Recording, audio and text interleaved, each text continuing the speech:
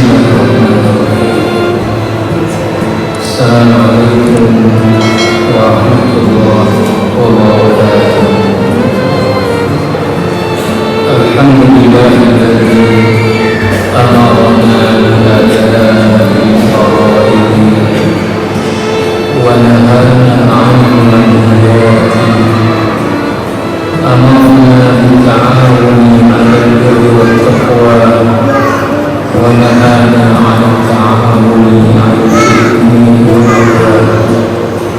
Wassalatu wassalamu 'ala nabiyyil mustafa الذي لا ينطق عن الهوى إن هو إلا وحي يوحى وعلى آله وأصحابه أهل الصدق والوفاء ومن تبعهم بإحسان إلى يوم الدين. Hadirin hadirat sidang jemaah sekalian yang dimuliakan Allah, para pendengar radio Rahman RRI dan radio swasta lainnya yang menyiarkan secara langsung dari masyarakat rahimani wa rahimakumullah jami'an. Para jemaah dan para pendengar, alhamdulillah kita kembali bertemu pada malam ini dalam halaqah maghrib kita. Nah, kita sesuai dengan yang saya sampaikan pada pertemuan yang lalu akan kita sambung berawal daripada kisah perintah Allah Subhanahu wa taala kepada Nabi Ibrahim alaihissalam untuk menyembelih anak satu-satunya yang diberikan di usia beliau sudah tua, dan anak ketika diperintahkan untuk disembelih sudah mulai memasuki masa remaja, di mana tingkat kecintaan orang tuanya sudah sangat tinggi kepada anaknya. Disitulah kemudian diuji oleh Allah, dan ini disebutkan dalam surah As-Saffat mulai daripada ayat 99 ke ayat 113, dan itu sudah kita bacakan. Tinggal kita lanjutkan pada penafsiran di ayat 105, di ayat 105 dari surah As-Saffat. Qad saddaqta ru'ya inna kadzalika najzil muhsinin. Kita sudah buat penekanan pada qad saddaqta ru'ya. Itu sudah kita jelaskan secara panjang lebar. Nah, sekarang ada juga hal yang sangat penting juga menjadi penekanan yang belum kita sampaikan yang lalu pada penafsiran inna kadzalika najzil muhsinin. Kalau kita artikan atau terjemahkan di dalam bahasa Indonesia, maknanya lebih kurang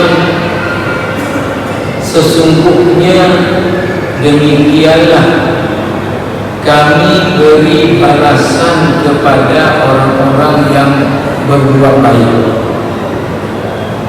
Para jemaah yang mulia, ini disampaikan Allah setelah Nabi Ibrahim anaknya Ismail alaihissalam di ayat 103 berserah diri patuh kepada perintah Allah, walaupun itu merupakan ujian yang sangat berat. Dan juga sudah dalam satu riwayat tafsir dan itu adalah penafsiran dari wakallahu lil jabin, anaknya sudah dibaringkan pelipisnya di atas tanah untuk kemudian dieksekusi. Dan sudah kita sebutkan bahwa dalam tafsir disebutkan sudah dieksekusi, hanya saja pisaunya yang kemudian tidak memotong leher daripada Ismail. Setelah itu baru Allah menyuruh wa nadainahu ayya Ibrahim, kami serukan wahai Ibrahim, qad saddaqta ru'ya, engkau telah percaya betul perintah kami melalui mimpimu. Inna kadzalika najzil muhsinin, demikianlah sungguh kami memberi balasan kepada orang-orang yang berbuat baik. Jadi yang disampaikan di sini oleh Allah bukan cuma kepada Ibrahim, karena Allah mengatakan najzil muhsinin, kami berikan balasan kepada orang-orang yang berbuat baik. Nah, di antaranya tentu dalam kisah ini Ibrahim dan keluarganya, karena telah patuh kepada perintah Allah dan telah menunaikan perintah Allah, walaupun itu adalah sangat-sangat berat ujiannya. Maka di dalam tafsir Ibnu Katsir, dan yang saya baca adalah ringkasannya, disebut dengan tafsir Umdatut Tafsir yang disusun oleh Syekh Ahmad Syakir. Tafsir Ibnu Katsir ini diringkas lagi, dan tafsir Ibnu Katsir dalam kajian tentang tafsir adalah merupakan bentuk penafsiran yang bisa dijadikan sebagai rujukan, tidak perlu lagi untuk dicek. Karena apa? Karena tafsir Ibnu Katsir adalah bercorak tafsir bil ma'thur, bukan tafsir bil ra'yi yang tingkat kebenarannya sangat tinggi. Karena menafsirkan Al-Quran dengan Al-Quran, kalau tidak ada dalam Al-Quran, Al-Quran dengan hadis, tidak ada dengan hadis Al-Quran dengan penafsiran sahabat, tidak ada juga Al-Quran penafsirannya tabi'in dan berhenti di situ. Maka apa dalam penafsiran tafsir Ibnu Katsir dan dalam ringkasannya disebutkan kadzalika najzil muhsinin, itu tafsirnya adalah ai hakadza nasrifu amman ata'ana al-makariha wasyada'ida wa naj'al lahu makhrajan wa faraja. Artinya dalam bahasa kita adalah hakadza, demikianlah, nasrifu, kami jauhkan, kami hindarkan, amman ata'ana, terhadap orang-orang yang taat kepada kami, kata Allah, al-makariha wasyada'ida, hal-hal yang tidak senang kalau menimpa dia dalam kehidupan ini, itu namanya makarih, jamak dari makruh. Asyada'ida itu adalah bentuk juga daripada jamak, ya, asyiddah. Syada'id artinya kesulitan-kesulitan hidup. Wa naj'al lahu makhrajan wa faraja, kalaupun orang yang taat kepada kami ditimpa kesulitan hidup di dunia ini, maka akan kami beri jalan keluarnya. Itu penafsiran inna kadzalika najzil muhsinin. Para jamaah yang mulia, kemudian dalam tafsir Maka di Umdatul Tafsir disebutkan firman Allah yang sejalan dengan itu di surat At-Talaq. Dan ini sudah sering kita dengar, wa may yattaqillaha yaj'al lahu makhraja wa yarzuqhu min haitsu la yahtasib. Siapa saja yang bertakwa kepada Allah, yaj'al lahu makhraja, pasti akan diberikan jalan keluar dari kesulitan hidupnya di dunia. Wa yarzuqhu, dan pasti diberikan kepada rezeki kepada dia, min haitsu la yahtasib, dari arah yang dia tidak sangka-sangka. Jamaah yang mulia,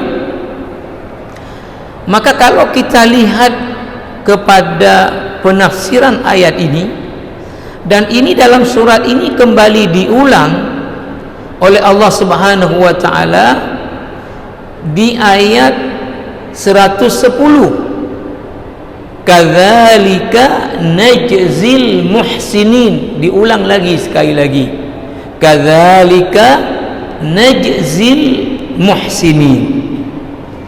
Nah, kalau kita lihat di sini Nabi Ibrahim khususnya dalam kasus beliau ini ujiannya, pertama apa Allah berikan kepada beliau atau hindarkan daripada hal-hal yang tidak diingingi dalam kehidupan di dunia ini adalah apa? Tentu menyembelih anak satu-satunya. Itu oleh siapapun perkara yang tidak diinginkan, perkara yang makruh, yang dia tidak suka. Lalu kemudian Allah hindarkan karena ketaatannya kepada perintah Allah dengan apa? Wa fadainahu bi dzibhin azim, diganti dengan hewan sembelihan dari dalam surga. Satu. Yang kedua apa? Ditambah lagi anak satu lagi. Setelah itu Allah berikan apa? Wa basyarnahu bi ishaqa nabiyyam minas salihin. Ditambah lagi anak satu lagi, yaitu Nabi Ishaq. Ini jamaah rahimakumullah. Maka apa ingin kita buat penekanan bahwa janji Allah akan pasti, ya. Kenapa kita sebut pasti? Karena di surah At-Talaq tadi nanti kita akan bacakan juga hadis sejalan dengan ini. Di surah At-Talaq Allah sebutkan, wa may yattaqillaha yaj'al lahu. Kalau dalam bahasa Arab, jumlah atau susunan kalimat pada ayat ini adalah disebut dengan jumlah syartiyah. Jika maka kita dapati pertama fi'il mudhari'nya pada yattaqi itu majzum dengan dibuang huruf illatnya ya. Wa may yattaqillaha yaj'al, fi'il mudhari'nya majzum dengan sukun di atas lam. Itu namanya adalah jawab syarat. Artinya apa? Siapa saja yang bertakwa kepada Allah, pasti Allah akan berikan jalan keluar dari kesulitan hidup orang itu di dunia. Ini janji yang maha kuasa, pasti. Begitu juga tadi penafsiran kadzalika najzil muhsinin, kami jauhkan dari orang-orang yang taat kepada kami kesulitan-kesulitan hidup di dunia. Kalaupun itu terjadi dan menimpa dia, kami beri jalan keluarnya. Ini janji Allah. Maka jamaah rahimakumullah, mohon maaf, kita mendapati banyak saudara-saudara kita yang hidup di dunia ini banyak masalah. Hidup di dunia ini banyak kesulitan-kesulitan hidup. Terutama di apa? Di kemiskinan. Artinya dia kalau sakit tidak ada sumber uang untuk berobat. Kalau perlu kepada pakaian anak untuk sekolah, tidak ada uang. Kalau perlu anak disekolahkan kepada sekolah yang agak bagus, enggak mampu. Kalau ada rusak dari rumah, tidak ada sumber untuk merehab. Sehingga dia selalu hidupnya dalam pening. Kalau bahasa Acehnya pengpo. Ya. Nah, di sisi lain yang sangat kita sayangkan, orang-orang seperti ini ketaatan kepada Allah juga bermasalah. Ini tidak maksud untuk merendahkan profesi dan bukan berlaku semua, ya. Tapi kalau kita lihat bisa di lapangan, tukang-tukang bangunan itu rata-rata hidupnya susah, ya. Udah perlu pampers anak, udah susah, nggak ada ini. Karena pendapatan yang boleh dia dapat per hari dari kerjanya itu kadang jangankan untuk disimpan, kebutuhan hari itu aja nggak cukup. Tetapi di sisi lain juga orang ini tidak sholat, 5 waktu nggak sholat. Yang heran lagi tukang masjid misalnya, bangun masjid, itu dibilang sama pengurus masjid kalau azan berhenti, ya, jangan tek-tok dengar gua temaya, dengar krek-krok ada. Maka dia berhenti waktu jam sholat fardu zuhur asar, tapi bukan untuk sholat, ngerokok.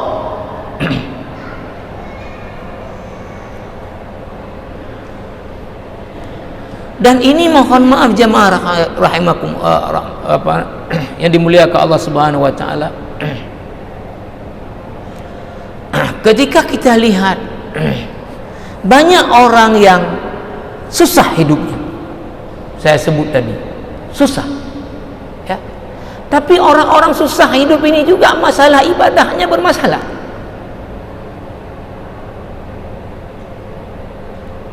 Sehingga seperti kata orang Aceh, tumayang wajib umrah Jumat, yang karena nggak tahu mau lari kemana, tengok orang. Tumayang sunat umrah raya, ngudoa wadai takik, murati wadai gempa.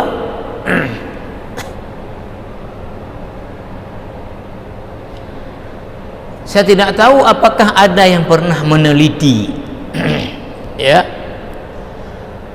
apa hubungannya. Karena kalau kita lihat, ya, kadang-kadang mohon maaf, makin miskin orang, makin fakir orang, makin ini nggak sholat.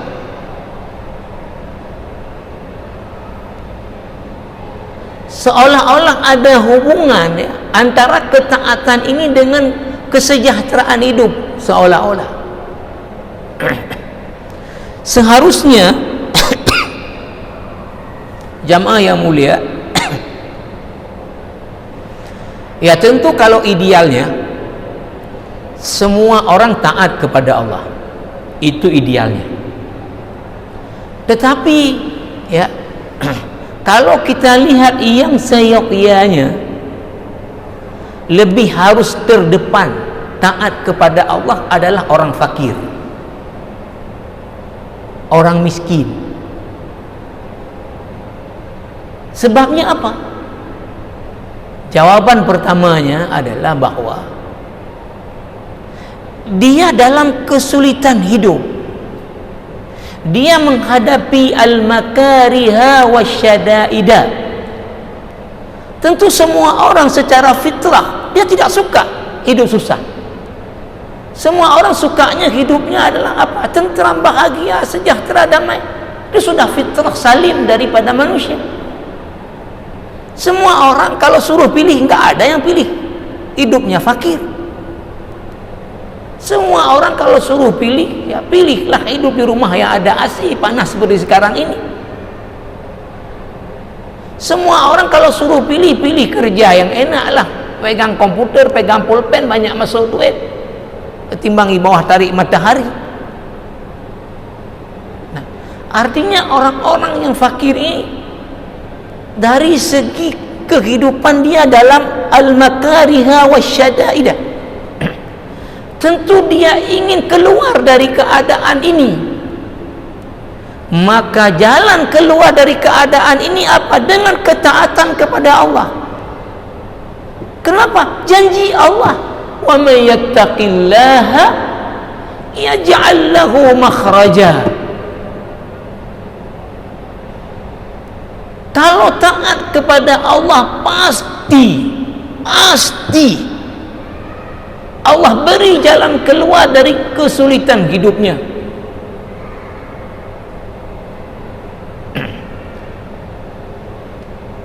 Saya pernah, ketika ada orang menurut saya bisa sambil bercanda tapi sekaligus menasihati orang jualan nasi.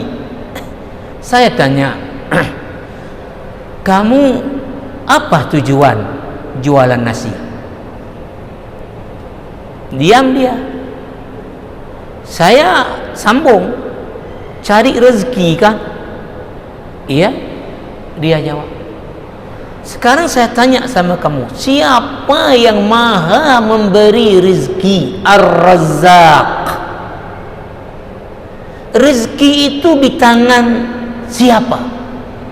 Walaupun nanti melalui si A, melalui si B, melalui si C, melalui kerja ini, melalui kerja itu. Tapi sesungguhnya rezeki itu siapa yang pegang rezeki? Allah, Ar-Razzaq. Nah, sekarang kamu cari rezeki dengan pemberi rezeki tidak dekat. Maka mohon maaf, ada orang-orang dari segi mungkin pemasukan uangnya itu alhamdulillah ada, tapi selalu mengeluh nggak cukup. Karena hari ini masuk dari hasil kerja sekian, udah sakit anaknya, besok masuk lagi dari hasil kerja udah sakit istrinya. Pokoknya masuk ada tapi uangnya nggak ada. Artinya keberkahannya yang tidak ada, karena dengan yang memberi rezeki dia tidak dekat. Maka seharusnya saya bilang, kamu cari rezeki, dekatkan diri kepada yang maha memberi rezeki, laporkan kepada maha rezeki. Nah, ini yang tidak disadari oleh banyak masyarakat kita. Sudah miskin, fakir, hidup susah, dengan Allah jauh. Kadang-kadang sudah fakir, sudah miskin, ya harus kerja di bulan puasa, pelontang-pelanting, nggak puasa lagi.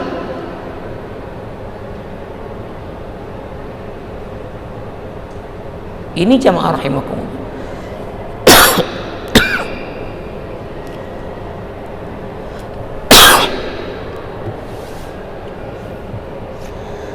Saya bacakan satu hadis.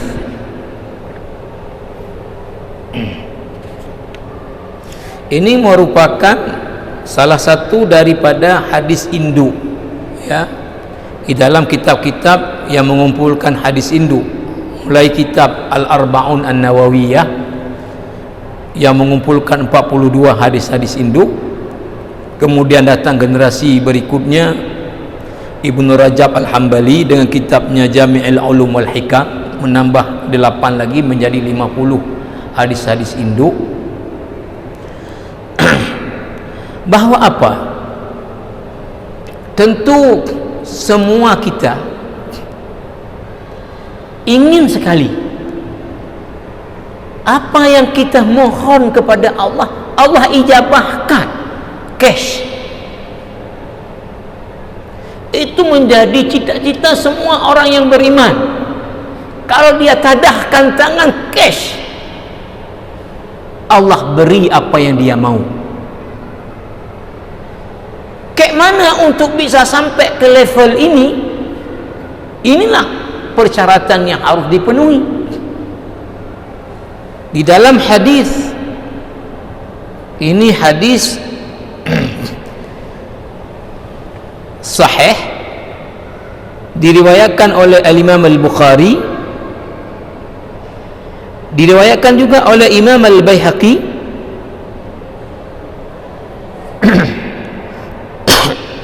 Hadis ini bersumber, ujung sanadnya adalah Abu Hurairah radhiyallahu anhu, dan ini hadis qudsi, ya, pernyataan Allah yang disampaikan melalui lisan Nabi Muhammad.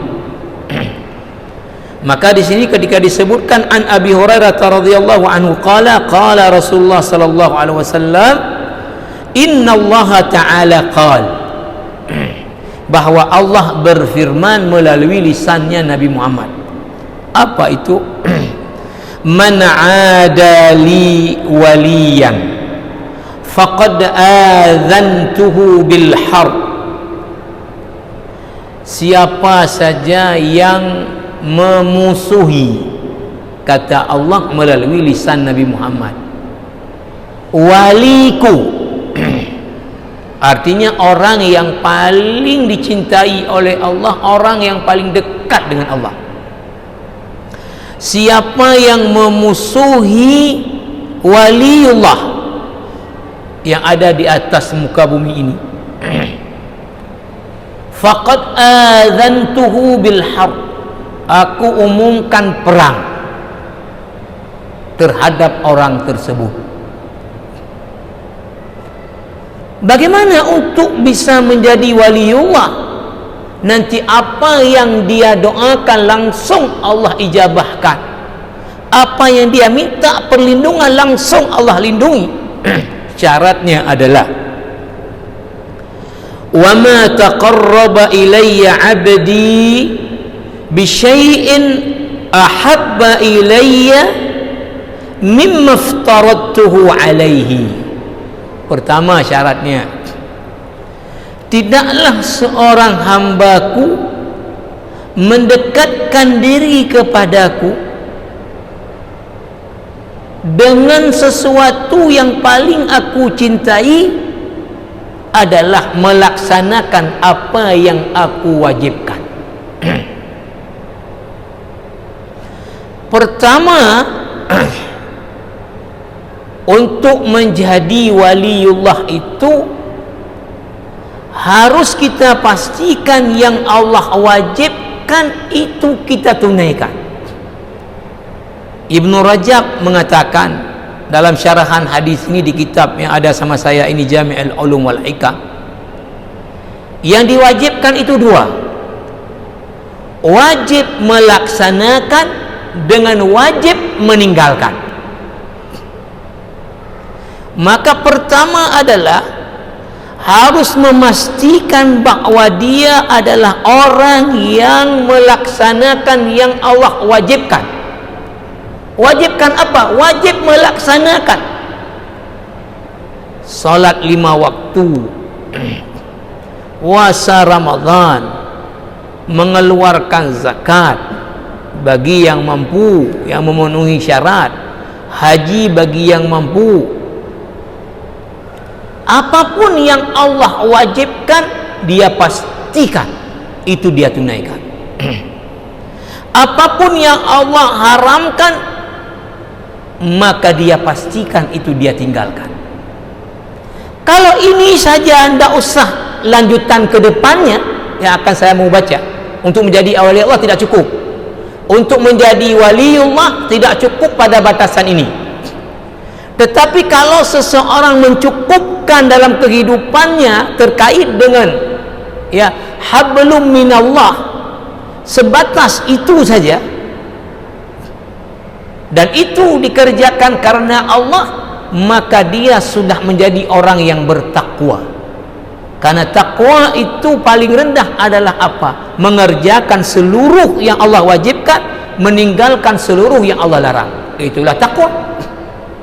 Nah, kalau ini sudah dilakukan kan akan kena dengan ayat wa may yattaqillaha yaj'al lahu makhraja wa yarzuqhu min haitsu la yahtasib. Tapi untuk menjadi waliullah belum cukup ini. Maka ketika dibahas dalam kitab Ar-Riyad An-Nadiyah fil Khutab Al-Mimbariyah, ditulis oleh ulama Mesir Hilmi Hadar, tentang mahabbatullah, mencintai Allah. Mencintai Allah itu ada sifatnya, pertama adalah fardhun lazim, memang mesti. Apa dia? Mencintai Allah dalam arti mengamalkan seluruh yang Allah wajibkan, meninggalkan seluruh yang Allah larang. Tapi untuk menjadi waliullah belum sampai. Kalau cuma derajatnya sampai di sini, maka dilanjutkan oleh Rasulullah, dan ini pernyataan Allah melalui lisan Nabi Muhammad. Apa lanjutannya? Wala yazalu 'abdi yataqarrabu ilayya bin nawafili hatta uhibbahu. Tidaklah hambaku terus dia mendekatkan dirinya kepadaku dengan ibadah-ibadah sunnah sehingga aku mencintainya. Lihat, pertama pastikan dulu yang wajib kita kerjakan, yang wajib kita tinggalkan. Tapi kalau mau menjadi waliullah tidak cukup, harus menambahkan dengan terus memperbanyak ibadah-ibadah sunnah sampai Allah mencintainya. Kalau Allah sudah mencintainya, apa? Kata Allah melalui lisan Nabi Muhammad, fa idza ahbabtuhu kuntu sam'ahu alladhi yasma'u bihi wa basarahu alladhi yubsiru bihi wa yadahu allati yabtishu biha wa rijlahu allati yamshi biha. Kalau sudah aku mencintainya, aku akan menjadi pendengaran yang dia pakai untuk mendengar, mata yang dia pakai untuk melihat, tangan yang dia pakai untuk mengambil, kaki yang dia pakai untuk berjalan. Lanjutannya, wala in sa'alani la u'tiyannahu wala in ista'adzani la u'idhannahu. Luar biasa janji Allah. Kalau sudah menjadi orang yang dicintai oleh Allah, wala in sa'alani, jika dia meminta kepadaku, ditaukid oleh Allah dua kali dengan nun taukid as-saqilah, dengan tasydid di atas nun. Pertama taukidnya adalah la u'tiyannahu, sungguh aku akan kabulkan yang dia minta itu. Wala in ista'adzani, kalau dia minta perlindungan kepadaku dari sesuatu, ditaukid dua kali, la u'idhannahu, sungguh aku akan beri dia perlindungan. Ini jamaah rahimakumullah, bagaimana janji Allah ditaukid, tidak sekali, dua kali, tidak dengan nun taukid al-khafifah as-saqilah.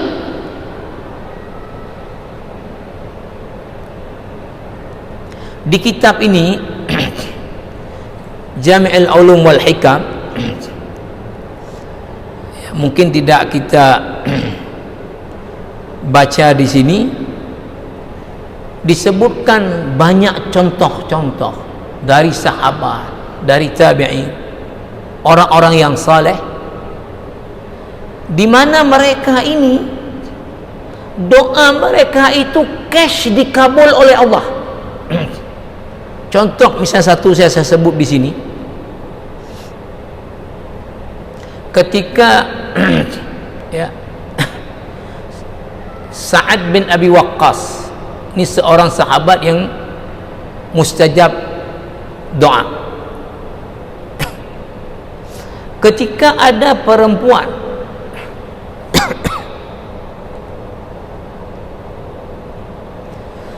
yang merusak ya rumah tangganya, maka dia berdoa kepada Allah supaya orang ini matanya dibutakan oleh Allah, maka langsung buta seketika perempuan itu.